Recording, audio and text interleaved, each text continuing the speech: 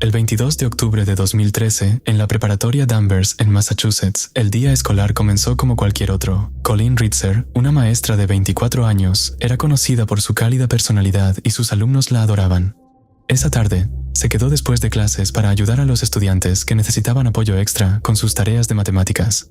Entre ellos estaba Philip Chisholm, un alumno nuevo que se había transferido recientemente a la escuela. Colleen salió al baño y las cámaras de seguridad logran captar su paso por el pasillo. Muy poco tiempo después, Philip también sale del aula. El video lo muestra deteniéndose con cautela justo en la puerta, vigilando ambos lados del pasillo para confirmar que absolutamente nadie lo observa. Vacila brevemente y luego vuelve a entrar al salón. Momentos después, Philip sale del salón otra vez con una capucha puesta y camina hacia el baño al que Colleen había ido minutos antes. Usando un cúter, Philip mató a Colleen e hizo lo impensable con su cuerpo. Philip fue visto saliendo del baño y regresando poco después con un gran bote de reciclaje. Colocó el cuerpo sin vida de Colleen dentro del bote y lo llevó rodando por los pasillos de la escuela. Las cámaras siguieron a Philip mientras sacaba el bote de la escuela hacia el bosque detrás del campus. Una vez que llegó a la zona aislada, tiró el cuerpo de Colleen e intentó ocultarlo con hojas y escombros. Tras deshacerse del cuerpo de Colleen, regresó a la escuela y se cambió de ropa. La policía localizó a Philip esa noche. Fue hallado caminando por una carretera con una mochila que contenía el cúter usado para matar a Colleen y un par de sus tarjetas de crédito. Fue sentenciado a cadena perpetua con posibilidad de libertad condicional después de 25 años. A principios de 2024, Chisholm se declaró culpable de una agresión muy similar que cometió menos de un año después de ser detenido. Chisholm, de 25 años, se declaró culpable de intento de homicidio, agresión con arma peligrosa y secuestro tras la acusación de una trabajadora de servicios juveniles de Massachusetts por un ataque en junio de 2014, similar al de Ritzer el octubre previo. La trabajadora de 29 años dijo que Chisholm la siguió al baño y la acorraló contra la pared mientras intentaba estrangularla y atacarla con un lápiz.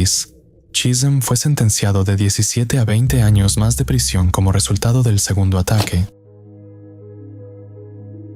31 de octubre de 2013, dentro de una celda en el centro de detención Elgin Middlesex de Ontario, Anthony George, un recluso de 32 años, mató brutalmente a su compañero de celda, Adam Cargus, de 29 años. Anthony ya había mostrado tendencias violentas y su relación con Adam estaba lejos de ser estable. Las cámaras de seguridad muestran que había aplicado una llave al cuello a Adam ese mismo día y lo había amenazado. Sin embargo, a pesar de todas estas señales de alerta, los dos hombres fueron alojados en la misma celda. Cuando la enfermera de la cárcel hacía su ronda habitual con otro guardia para entregar los medicamentos a los reclusos, reportó un fuerte olor a alcohol en la celda de los dos hombres. Esto fue informado a la sala de control, donde se anotó en un pizarrón que en la celda número 3 había un posible brew, que es la jerga carcelaria para una bebida fermentada casera creada por los propios reclusos. Anthony estaba completamente intoxicado, ebrio por una mezcla de alcohol de prisión y, supuestamente, por un cigarro mezclado con PCP. Aún no está claro cómo obtuvo las drogas, pero la combinación de sustancias, junto con su comportamiento agresivo, crearon un escenario mortal. La agresión comenzó tarde por la noche. Las cámaras de seguridad del centro de detención captaron destellos de la violencia. Durante más de una hora, Anthony atacó repetidamente a Adam en la celda que compartían. Ningún guardia intervino y el ataque no se detuvo. Algunos de los presos en celdas cercanas presenciaron lo que ocurría.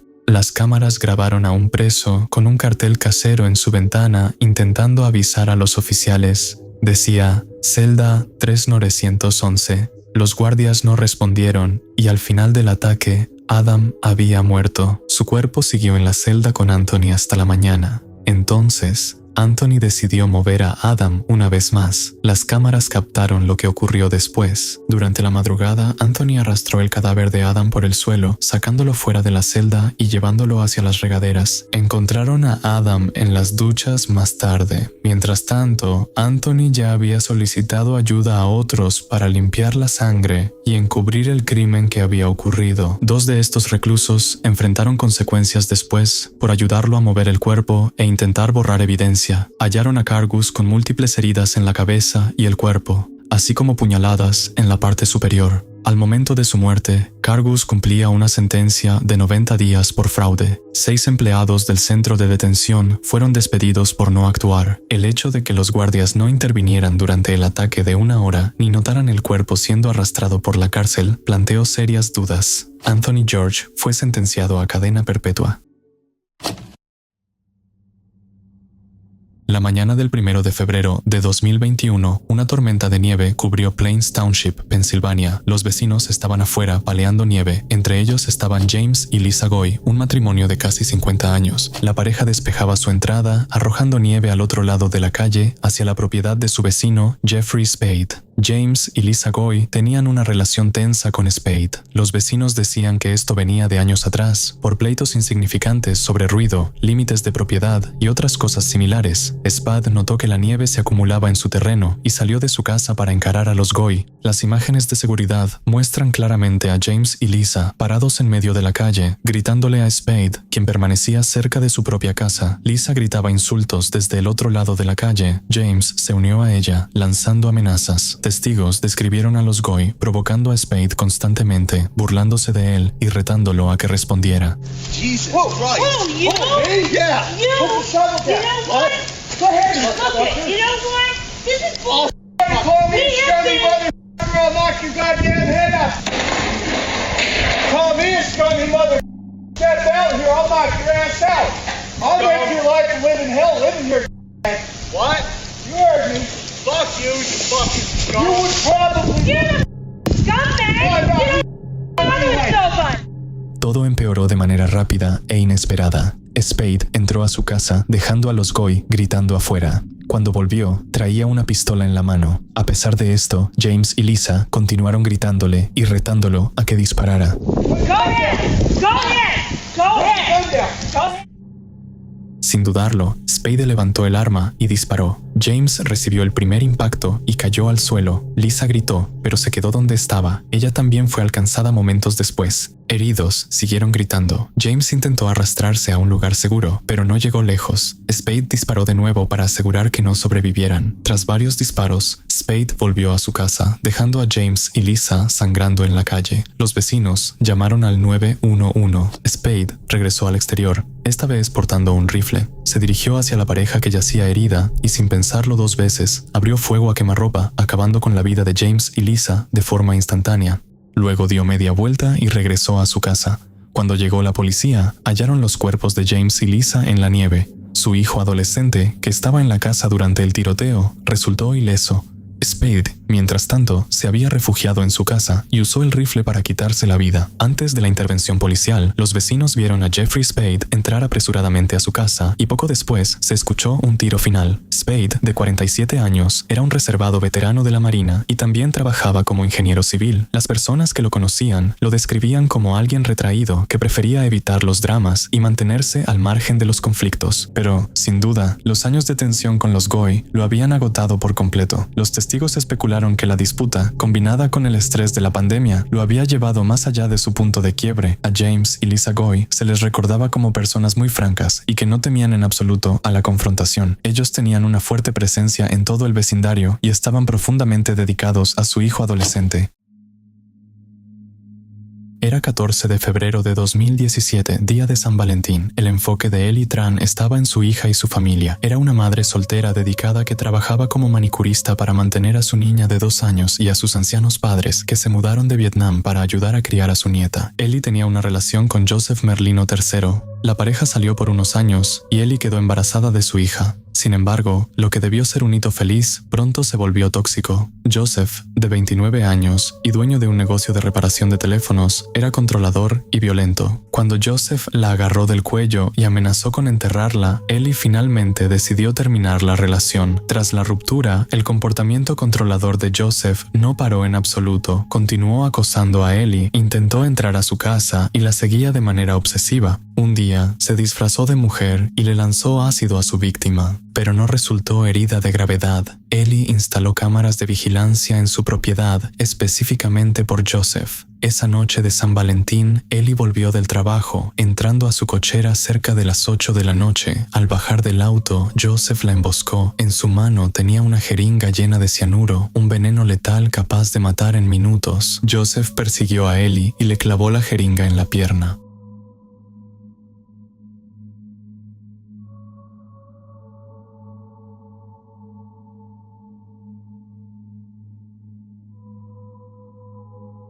Mientras Ellie gritaba, su madre salió corriendo y encontró a su hija con un dolor terrible. Ellie señaló hacia donde huía el hombre, le dijo a su madre, con voz apenas audible, que era Joseph. En sus últimos momentos de conciencia, Ellie logró marcar al número de emergencias 911, pero en 15 minutos quedó inconsciente. La llevaron de urgencia al hospital, donde los médicos intentaron salvarla desesperadamente. A la medianoche, declararon a Ellie con muerte cerebral y al día siguiente, su familia decidió desconectarla del soporte vital. Joseph Merlino III se volvió el sospechoso inmediato. La madre de Ellie lo identificó como el atacante, pero las grabaciones de vigilancia no fueron concluyentes por la mala iluminación y el disfraz del agresor. Joseph había planeado su coartada. Afirmó haber estado a más de 100 millas de distancia en Victoria, Virginia, visitando a su familia al momento del ataque. Los datos de su celular parecían respaldar esta afirmación, mostrando que estuvo en Victoria esa noche. Sin embargo, era posible que alguien más tuviera el dispositivo, lo que ponía en duda la coartada de Joseph. Además, el dueño de una pizzería que Joseph frecuentaba recordó haber recibido un paquete misterioso dirigido a Joseph en enero de 2017. Cuando el dueño le avisó sobre el paquete, él lo recogió rápidamente y se fue sin decir mucho más. La policía rastreó al remitente, una mujer en Nuevo Hampshire que vendió una jeringa en Etsy. En la laptop de Joseph, los investigadores hallaron búsquedas de internet de las semanas previas a San Valentín. Estas incluyeron jeringas de alta calidad. ¿Cuántos cianuros se necesita para matar a alguien? ¿Y qué pasa si el cianuro entra al torrente sanguíneo? Joseph tenía un vuelo de ida a China, donde vivía su nueva novia. Al parecer, planeaba huir del país tras cometer el crimen, pero la policía lo arrestó antes de que pudiera irse. Durante la espera del juicio, perdió más de 40 libras tras una huelga de hambre de 2 meses. Muchos creían que intentaba alterar su apariencia para dificultar a los testigos identificarlo en las grabaciones de vigilancia. Joseph enfrentó un juicio por el asesinato de Ellie. Su defensa sostuvo su inocencia, alegando que estaba a más de 100 millas al momento del homicidio, pero la evidencia era abrumadora. Tras deliberar, el jurado halló a Joseph culpable de asesinato en primer grado y recomendó cadena perpetua. En su sentencia, en diciembre de 2018, Joseph siguió interrumpiendo el proceso. Llegó a la corte en algún tipo de silla de ruedas, cubierto con una cobija, echando espuma por la boca y balanceándose. Un médico de la prisión sugirió que podría estar sufriendo una condición mental por estrés. Los fiscales, sin embargo, lo acusaron de fingir el episodio para retrasar la sentencia. El juez pospuso la audiencia, pero una semana después, Joseph volvió a la corte y fue sentenciado a cadena perpetua sin posibilidad de libertad condicional.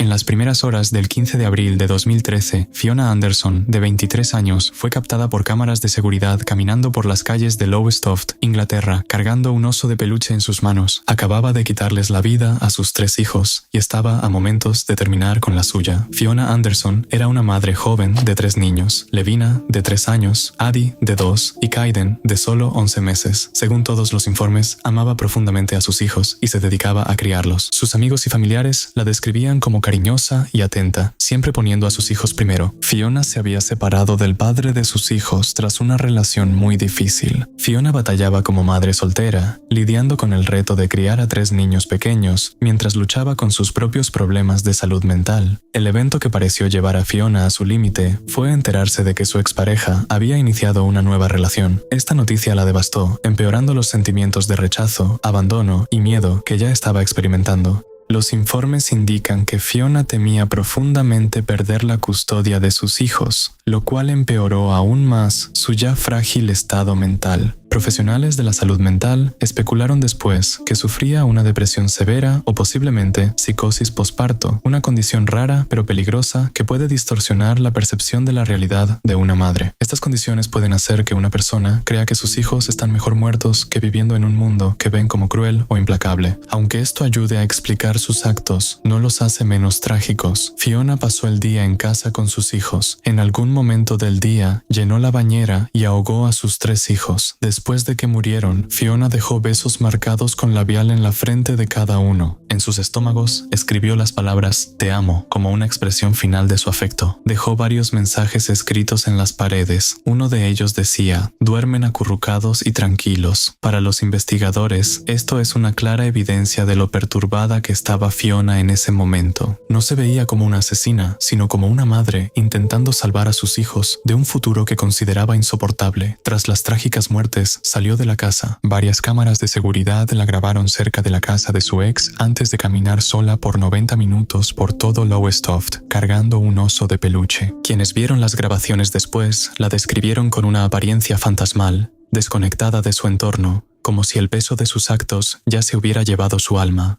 Poco después de las grabaciones, Fiona se dirigió a la cima de un estacionamiento de varios pisos. Testigos informaron verla de pie en la orilla del edificio por varios minutos, sosteniendo el oso de peluche. Luego, sin dudarlo, saltó. Fiona falleció de inmediato, pero las autoridades descubrieron posteriormente que estaba embarazada de 7 meses. Esto significó que 5 vidas se perdieron en la tragedia. También había escrito los nombres de cada niño en su propio cuerpo, junto con el nombre Eve, el cual planeaba ponerle a su hija no nacida. El inspector jefe Smith dijo que el día antes de los asesinatos, ella había discutido con el padre de los niños, Craig McClelland, después de que él inició una nueva relación y lo apuñaló durante este enfrentamiento, pero él inicialmente le mintió a la policía para protegerla a ella y a los niños, y dijo que un extraño lo había apuñalado en la calle. En algún punto, Fiona envió un mensaje: «Dile buenas noches a los niños, porque es la última vez que los verás». El inspector Smith añadió que una carta rota recuperada tras su muerte dio una visión desgarradora de su vida.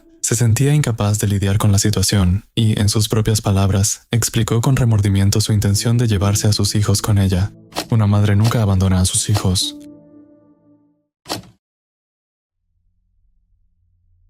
Todo comienza el 12 de febrero de 1993 dentro del centro comercial New Strand en Inglaterra. Denise Bolger caminaba tranquilamente con su hijo James. Sin embargo, al momento de pagar en la carnicería, lo soltó de la mano solo por un breve instante. Mientras Denise estaba distraída, 2 niños de 10 años, Robert Thompson y John Venables, deambulaban por el centro comercial sin supervisión. Ese mismo día, los habían visto robando en tiendas e intentando alejar a otros niños de sus padres. Para cuando se toparon con James, ya habían intentado secuestrar a otro niño, pero fallaron. Las grabaciones de ese día muestran a James siendo alejado de la carnicería por Robert y John. A primera vista, parece algo inocente. 2 niños mayores caminando de la mano con un niño pequeño. Los chicos llevaron a James fuera del centro comercial y en un largo recorrido por Liverpool. Testigos informaron ver a James con los 2 chicos, pero nadie intervino. Aquellos niños fingían que estaban ayudando a un pequeño que se había perdido, todo con el fin de calmar las sospechas de los testigos. Al cruzar la ciudad, sus actos se volvieron cada vez más crueles y despiadados. Al llegar a una zona aislada, comenzaron a golpear a James, le lanzaron pintura y lo patearon con crueldad extrema, entre otras cosas atroces. Incluso permitieron que cayera de cabeza. Los jóvenes atacantes simplemente no se detenían ante nada. Los 2 llevaron a James a una vía de tren en Walton, Liverpool. Allí, aumentaron su violencia, usando una barra de hierro para golpearlo severamente. James sufrió múltiples fracturas de cráneo, entre otras lesiones. Para ocultar lo que habían hecho, los niños colocaron el cuerpo sin vida de James en las vías y lo cubrieron con piedras y escombros. Su intención era que pareciera que James había sido arrollado por un tren. Trágicamente, un tren sí pasó sobre su cuerpo, pero para entonces, James ya estaba muerto. Era impensable que alguien, y menos 2 niños de 10 años, pudieran cometer un crimen tan brutal. La investigación se centró rápidamente en las grabaciones de seguridad del centro comercial. Difundidas las imágenes, no tomó mucho tiempo para que los niños fueran identificados y arrestados. I told him to take him back. You did what? Told him to take him back. You told him to take it back? No, All right, wait. Sophie. I know the truth. I I believe I know the truth. I was there. That's You right. waved. Correct, but I know that a lot of things that have gone on. Yeah, well, do you know it was me that killed him? It wasn't. I never even killed him. Was he able to talk? Yeah. James, Yeah. what did he say to you? You want me now? So we walked up to him and we were walking around with him and I took his hand. And whose idea was it to walk towards him? Mine. Was it? What did Then you it was Robert's idea to kill him. Don't know, he said let's throw him in the water. We took him on the rail and started throwing bricks at him. I didn't throw any bricks because Robert said pick a brick up and throw it. I just threw it on the floor. What was Robert saying while he was doing all this? We seen him stay down, stupid thing and all that. Why did he want him to stay down? Don't know. Wanted him dead, probably. Robert Thompson y John Venables fueron acusados del asesinato de James, convirtiéndose en los individuos más jóvenes en la historia británica moderna en ser condenados por tal crimen. Durante el juicio, la fiscalía presentó una imagen perturbadora de premeditación. Los niños habían faltado a la escuela ese día, deambularon por el centro comercial buscando una víctima y deliberadamente llevaron a James a su muerte. La defensa argumentó que los niños eran demasiado jóvenes para comprender plenamente las consecuencias de sus actos, pero la evidencia era abrumadora. Ambos fueron declarados culpables y sentenciados a detención indefinida, y el juez describió sus acciones como una maldad sin precedentes. Sin embargo, por su edad, no fueron enviados a prisiones para adultos. En su lugar, fueron ingresados en hogares juveniles de seguridad donde recibieron educación y terapia.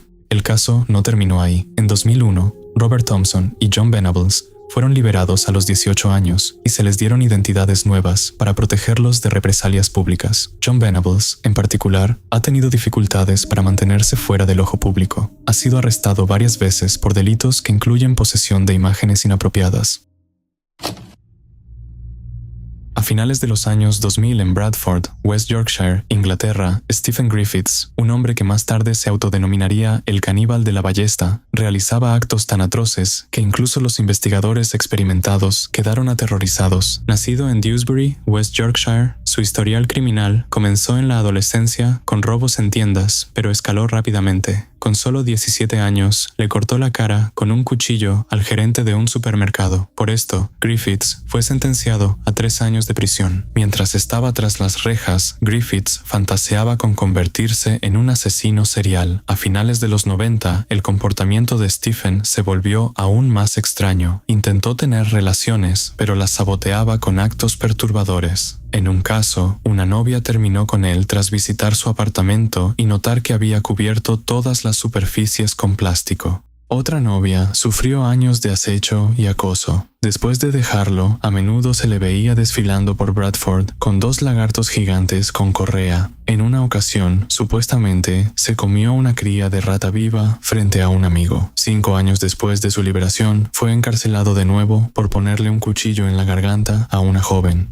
Con los años, su fascinación por los asesinos seriales creció, idolatrando a personajes como Jack el Destripador y el Destripador de Yorkshire. Para 2009, Griffiths se había inscrito en una maestría en criminología en la Universidad de Bradford, sumergiéndose en su obsesión. Fue durante ese mismo año, en junio de 2009, que Griffiths comenzó su racha de asesinatos. Su primera víctima fue Susan Rushworth, de 43 años, una trabajadora sexual, muy conocida en el área de Bradford. Susan desapareció sin dejar rastro. Menos de un año después, en abril de 2010, Shelley Armitage, de 36 años, también desapareció, y solo semanas después de la desaparición de Shelley, otra trabajadora sexual de 36 años, Suzanne Blamiers, fue reportada como desaparecida.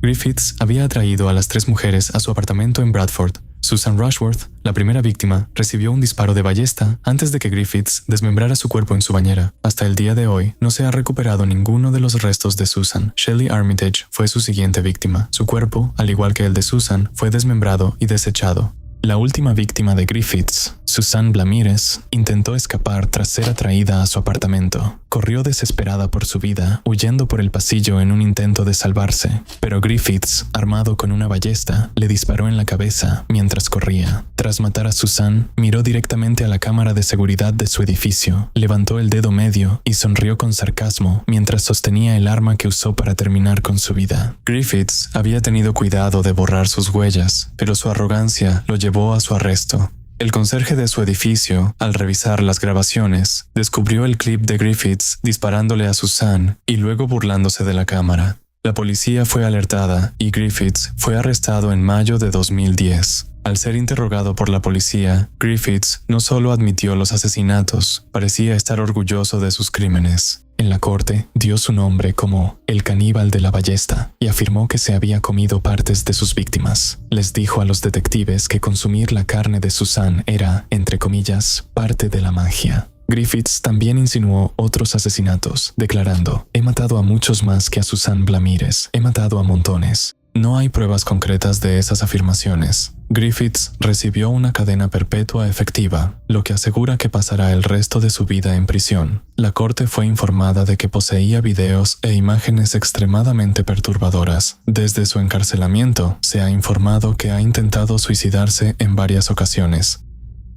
Ese fue el video. Si quieres más contenido similar, puedes ver este video que YouTube cree que disfrutarás. Gracias por vernos.